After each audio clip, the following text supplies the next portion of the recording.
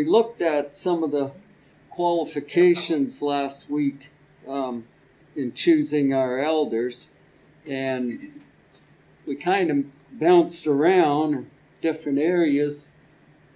So I thought I'd just mention that what we need to first remember is that the God-given purpose for an elder, when we're thinking of the qualifications, and that is that he has to shepherd the flock.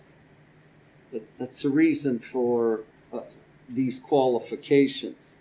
And when we do that, when we think of that, what his job is, then that kind of clears up a lot of controversy for those that want to understand it the way God has directed it. Man always tries to change things.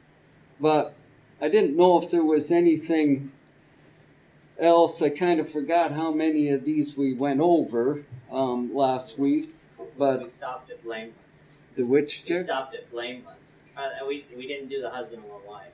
Oh, didn't we? No. Oh, okay. Okay, well then we can begin with that one, because there's a couple of qualifications in here that seem to, the controversy arises in it. Really? Yeah, no. But the husband of one wife, yes, easily understood at first is it demands marriage. Until someone can show us a husband who's not married or hasn't been married, then it's common sense that it demands marriage. And second, Gord? Well, it also says wife. Okay. Not husband. Right. With one husband. Right. Right. Which, right off the bat, excludes homosexuality, doesn't it? And women. And women, elder. And women, right. So right away that is understandable. And it also then forbids polygamy. Everything I read on this thought was in the first century that was pretty common. Polygamy in the Gentiles was pretty common because of idolatry. So that eliminates that right off the bat. And some say, I guess, trying not to bring out all the controversy on it, but some say that Paul and Timothy and Barnabas were well qualified men to teach, to begin the church, to teach the church. So then they say that celibacy or a single man is not excluded. That I've heard that. The only problem there is that reasoning is without scriptural evidence. To us, maybe we would think that way, and some appeal to 1 Corinthians 7, verses 32 to 40. But that, from what I see, is being influenced by Catholic doctrine, okay, where celibacy apparently makes for greater spirituality and a more fruitful life. That's their theory, Jared. Ironically, that's not what 1 Corinthians 7 says Right. at all, because it's Paul's speaking of persecution in that chapter, and so why is it that single people can attend to the Lord? Well, because they don't have, yes, wife or children, but that doesn't mean that Paul's saying that marriage is bad. Right. It's not. And in a time of persecution, it was better to be single. You can flee persecution a lot easier if you're a single person. You can get your own job someplace else. Whereas if you had a family, you have to care for your family. Right. It's just a fact of life. It has nothing to do with better or not. It just is reality. Exactly. It had to do with, as Jeremy was pointing out, the present distress at that time. That's what Paul was pointing out. And as Jeremy said, yes, in a time of persecution, if you're a single person, you have to get out of town, or you're having bigger struggles. It's a lot easier looking after one than a family. And if you're thrown in jail, it's just you. Right. Like, as far as you're not having to worry about, well, what's my children, how are my children going to eat, how's my wife going to be taken care of, you don't have those issues. And so if you do get thrown in jail, like, as far as it's just different. Yeah, exactly. And the thought is, having said that, the depth of one's spirituality, okay, is not the standard for determining the qualification. The prescribed text is one that ruleth his house well. So a single person, no matter how spiritual they are, and first of all, that's, to me, is kind of a silly way to be looking at it. Who are we to say that the single person's spirituality is greater than the married man? It doesn't, that is not even common sense. But remember, to be an elder, it demanded marriage, and it demanded that one ruleth his house well. Well, you can't do that if you're single. That is one of the prescribed. Well, It just came to me. Peter was the apostle. Peter was married, but it didn't mention about children. about which? That he had children. No. And he was an elder. Right, that's true. Well, That's an inference that we can draw that he did, because we haven't gotten to verse 4 yet. And right, so, having that's children. a qualification. So we Right, can assume he did, even though it doesn't say. right. And I guess that goes along with the sermon on silence. Yeah. Because the Bible is silent about Peter's, not saying whether he had children or not have children, doesn't give us the right to change the qualification. You know what I mean, Gord? Here's a question, not to throw everything off, but if a man and wife cannot have children, right, but they adopt children and they raise them, does that still qualify them? Well, it's his child, it's his children. We can look at maybe the husband of one wife, which we probably will. But Jeff? Ironic thing, Jeff and I talked about this yesterday. Oh, did you? Okay. Adoption. No, it is. It is. Adoption, we've seen in Scripture all over the place. We're adopted into God's family. And so I can't see why, if, like, as far as children are children, did you raise them? Because the qualification on children is raising your house well. You led them to Christ. Right. I don't think when we see children, we're talking about biology. We're talking about raising children. Right. Are they your children? Yes. Then what's the problem? Exactly. Good point. And like we say, the qualification is one that ruleth his house well. The children live under his authority, direction. So if they're faithful, then they're qualified, whether they're his biological children or not, really. And we think of, I guess, having said that, we may as well tackle the husband of one wife, because we run into the same kind of controversy over that. It demands marriage. Now, some will say, well, if if the elder, if that is his second wife, then he cannot be an elder. Well, God's given us the stipulations for marriage and for divorce. So if the man is divinely divorced according to God's standards, then God is allowing him that privilege, or the wife that privilege. So who are we then to say, well, he can't be an elder? He hasn't broken any of God's laws. The idea of one wife, again, I believe, forbids polygamy, and it demands that he be married. Well, what if they're not equally yoked? If she's a non-Christian. Well, I think maybe we. To me, that's a gray area. Well, I think with a deacon, it's interesting.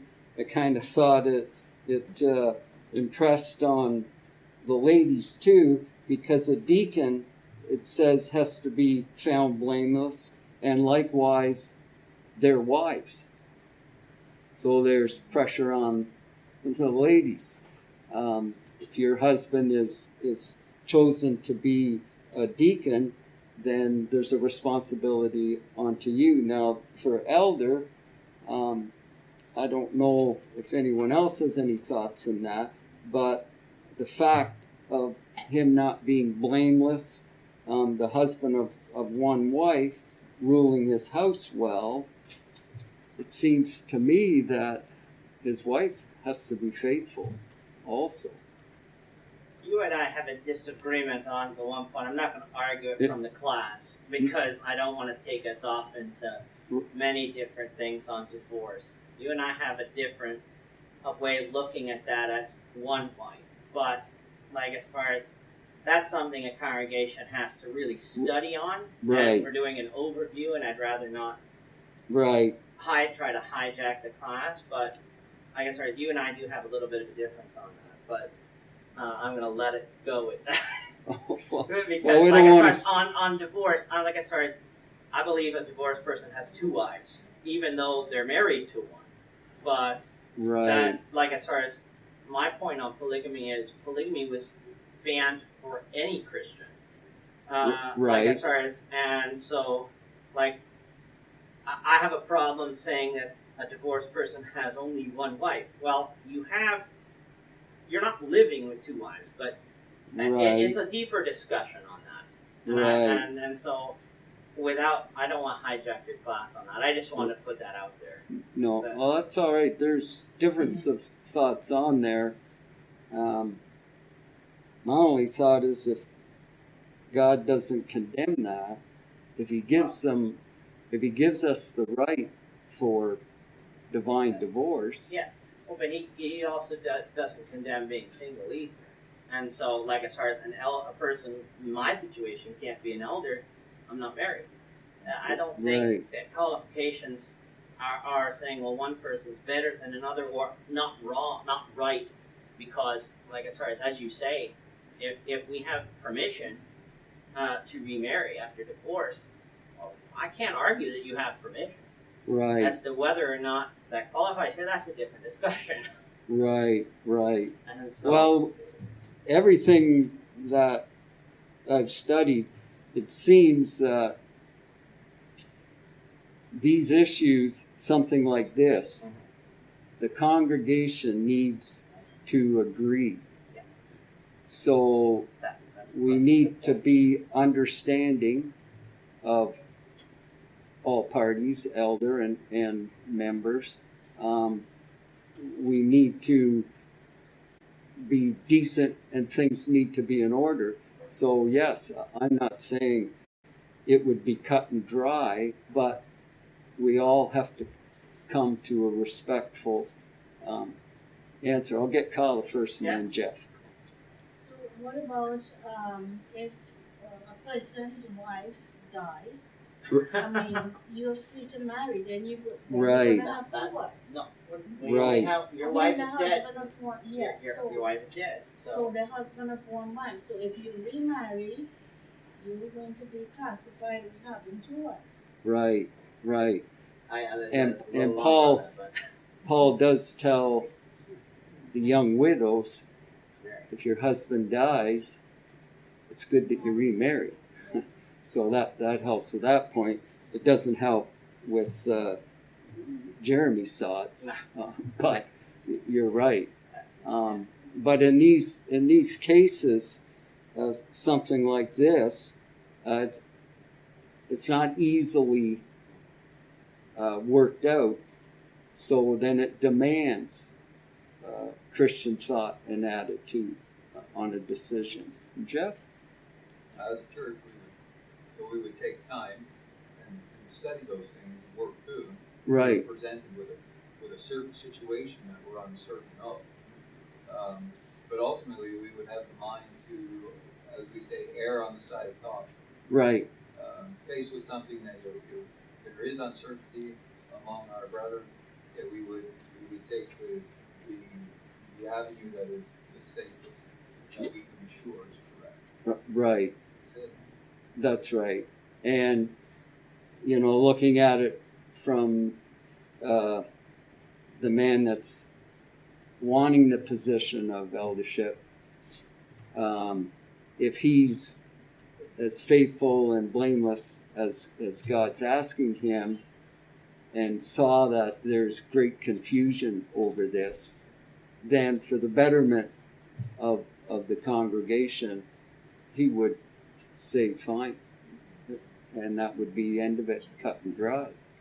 I think discussions like this, whether on really any topic, we need to have the attitude of not to be contentious in division.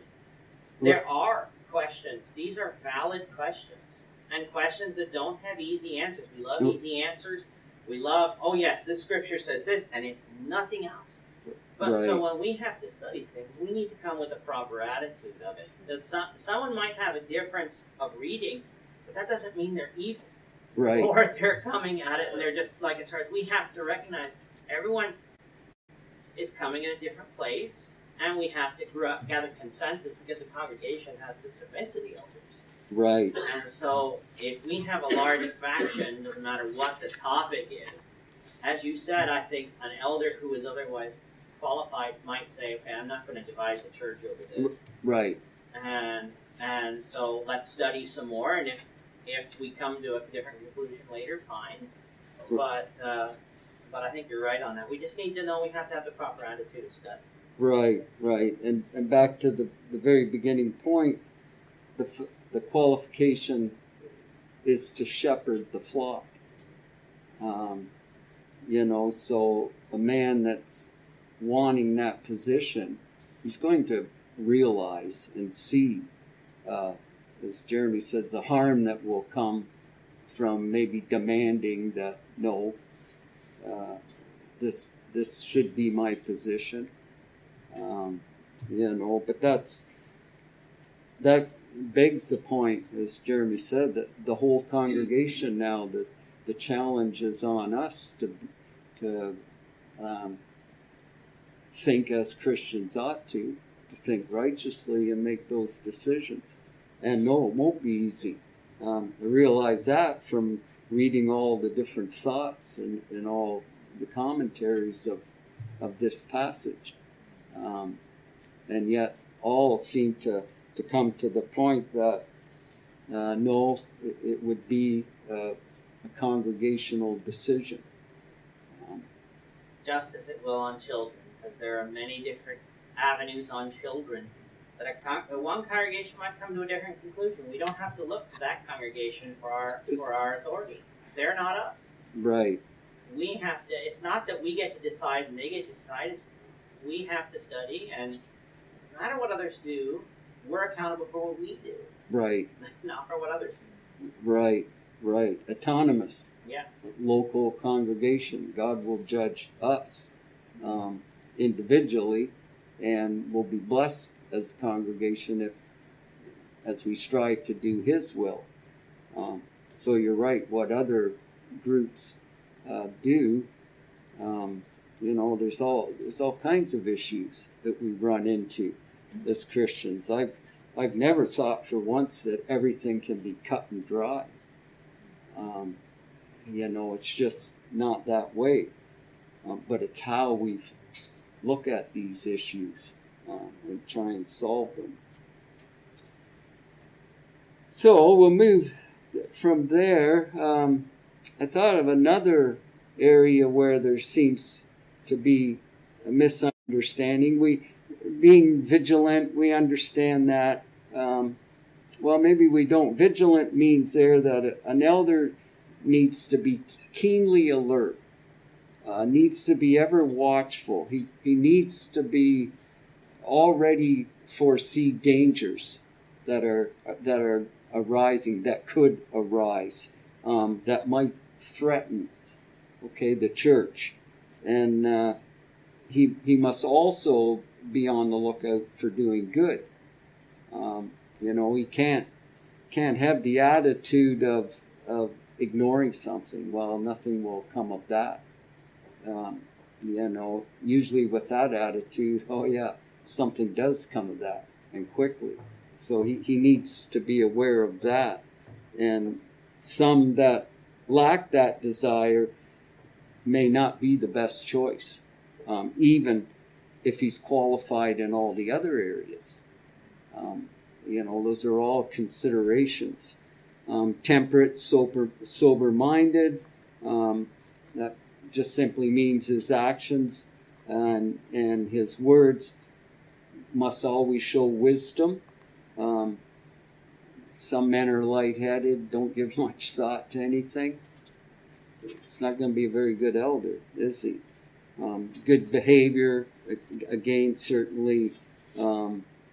He needs to be orderly in his actions. And given to hospitality, that raises some interesting thoughts. Most of us guys aren't very good at house hospitality, cooking. If you were counting on being fed by me, you were going to starve. But that's not, I don't think, what God is getting at here. I thought of Gaius. Remember in Corinth?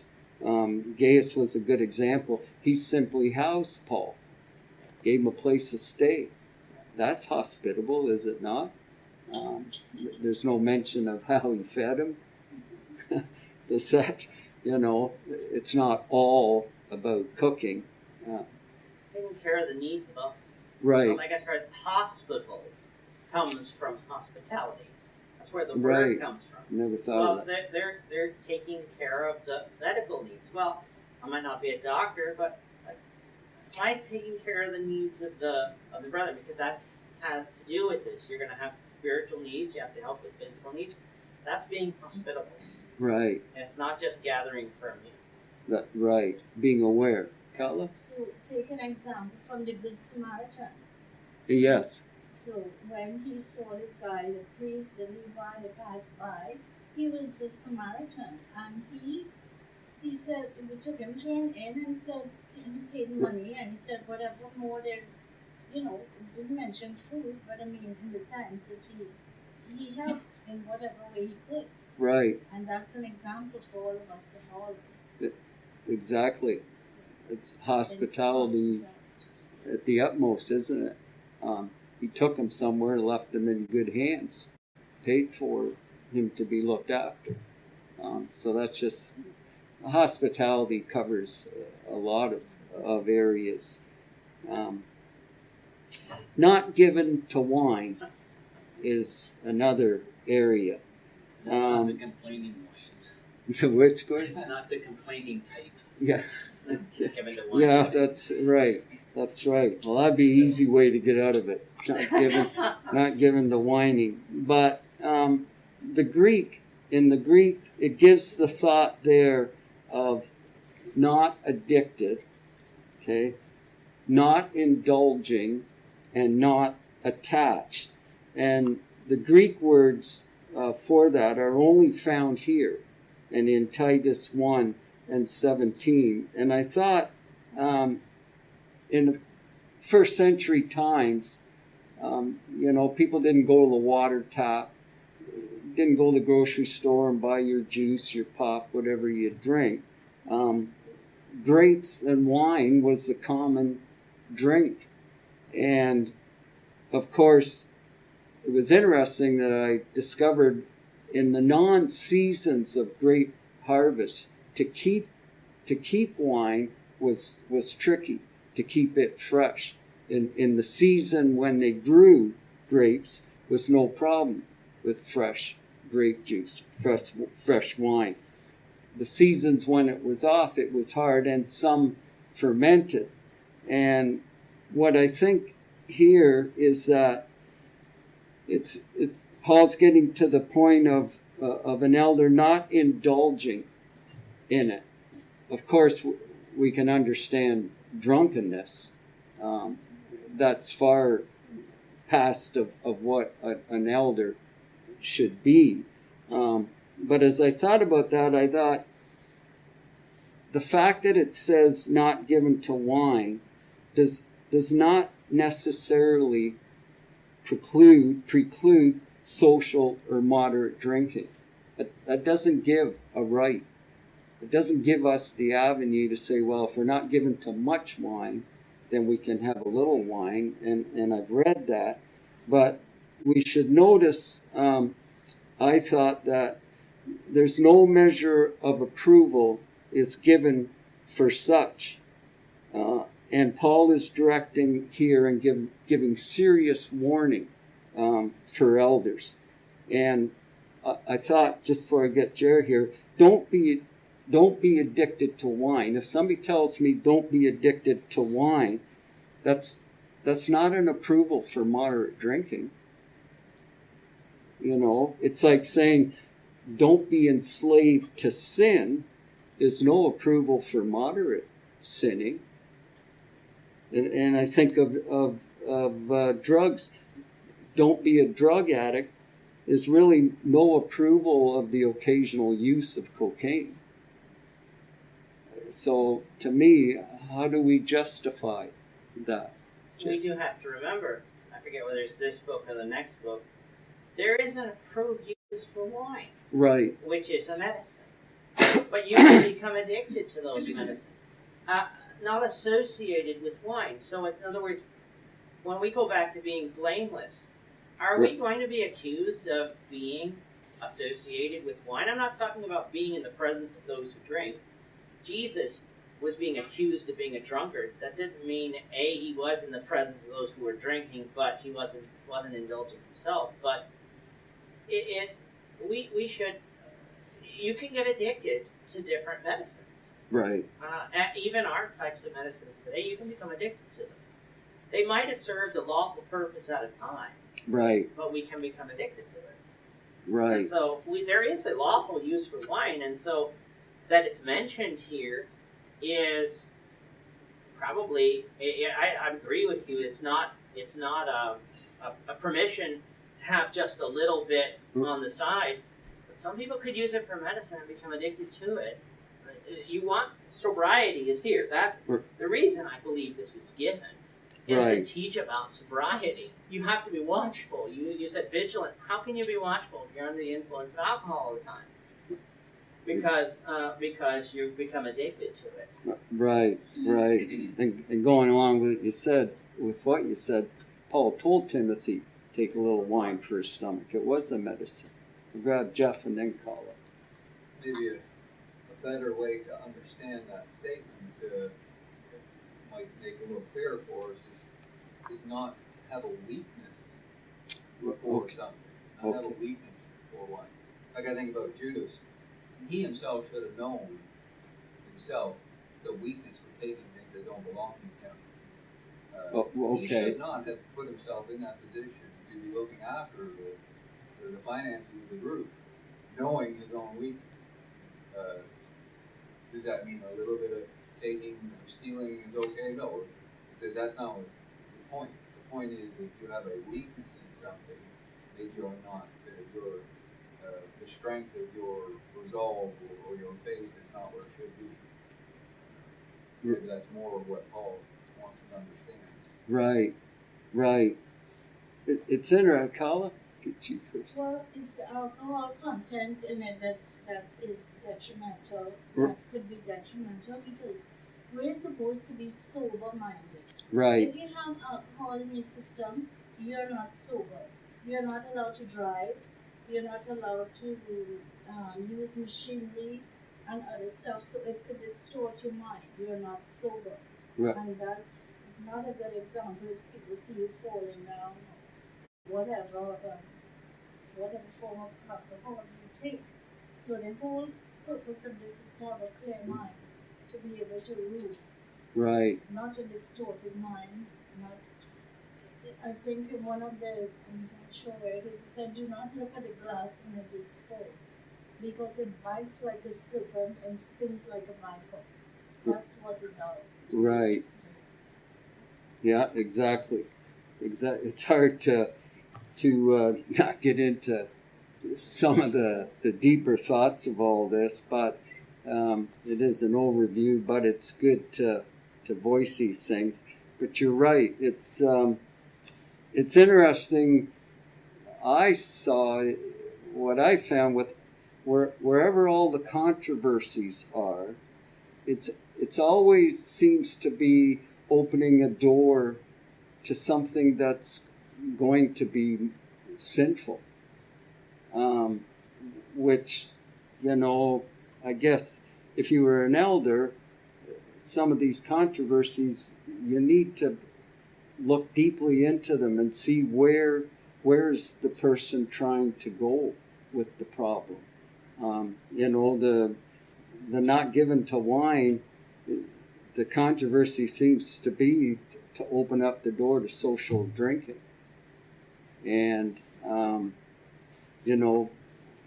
where does that lead? And who are we to say that, because I've heard it said, well, I can have a couple drinks of wine and be fine, no problem.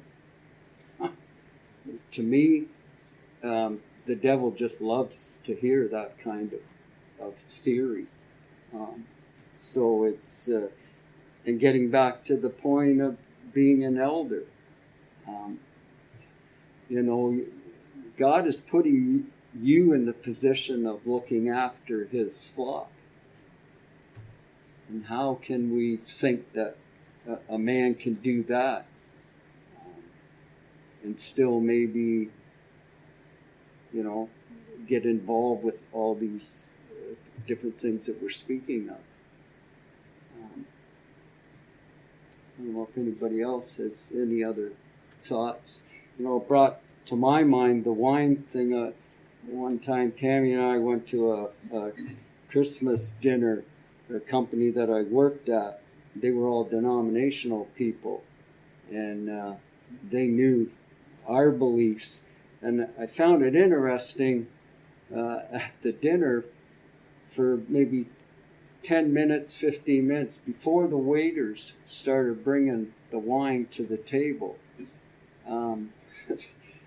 There was not much being said, and I could sense myself a lot of the feelings.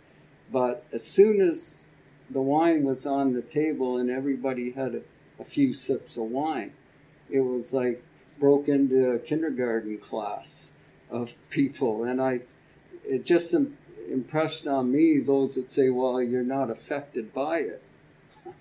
Well, I saw that firsthand, that yes. And so, which reminds me of the thought, if you're an elder, to be constantly on guard and be careful with your thoughts. I will say one thing that we need to remember.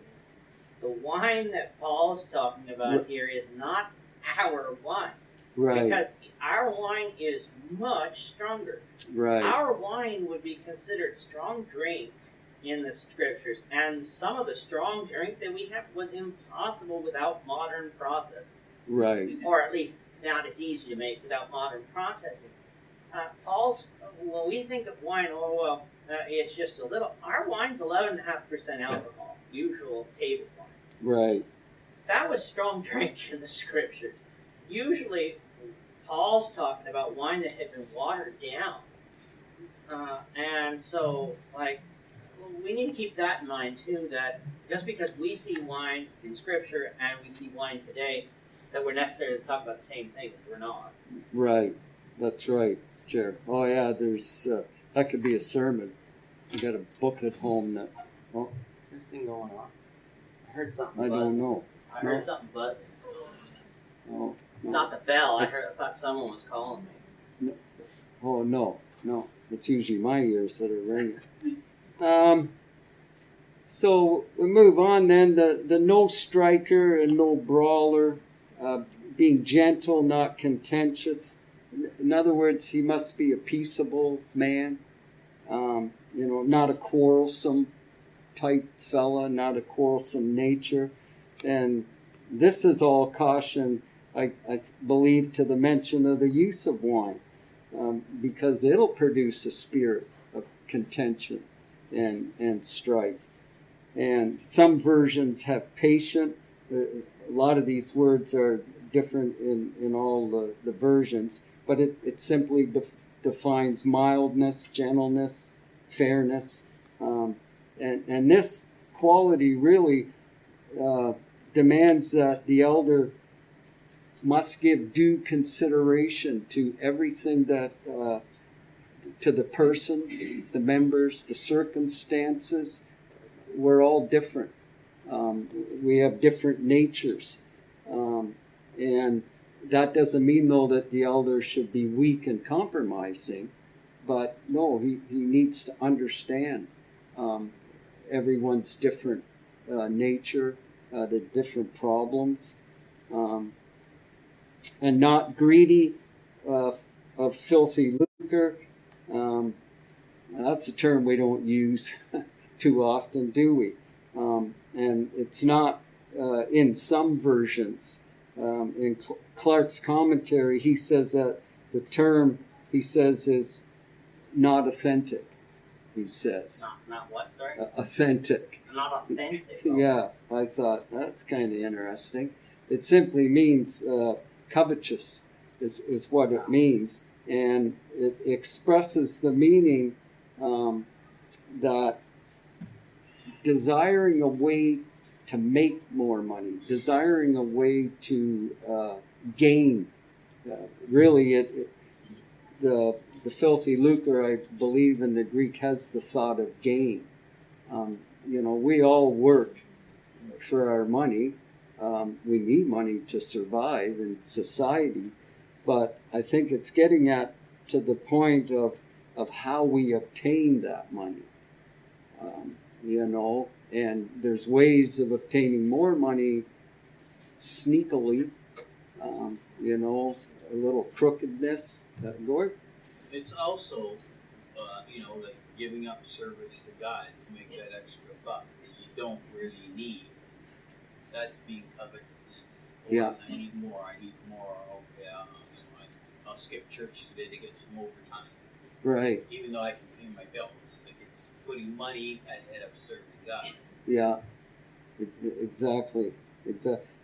All of these qualifications are something each one of us can look at and make sure that we're right in God's eyes.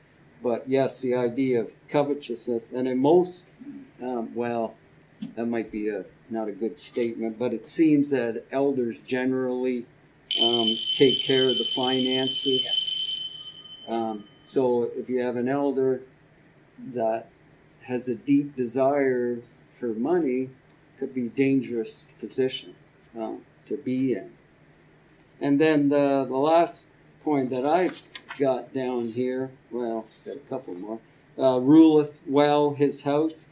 An elder must first prove his ability to rule well in his own household before he can be appointed to ruling in the house of God. And the children in subjection with all gravity, that's an old military term for soldiers and military order. The soldiers would be obedient to their commander, would serve what his purpose was. And so in the home then, a father whose children are respectful and honor him, so that he is able to counsel and guide and lead them in obedience is part of the qualification. And some say that the faithfulness only applies to the father, but the qualification demands that he shows his ability to rule his house, his own house. Faithful children, like as far as we come along to us, get checkmarked, his children are Christians. Doesn't mean that his children are in subjection, like as far as we know that Christians sometimes can be unruly, Right. tender, like as far as it's not like as far as is he able to affect his children not only to become Christians but to be Christians that they're supposed to be, to actually live the life of a Christian. Right. So it's not just a matter, okay, check box, they've been baptized. How are his children? Does he lead them? Right. Exactly. I'm not ashamed to own my Lord.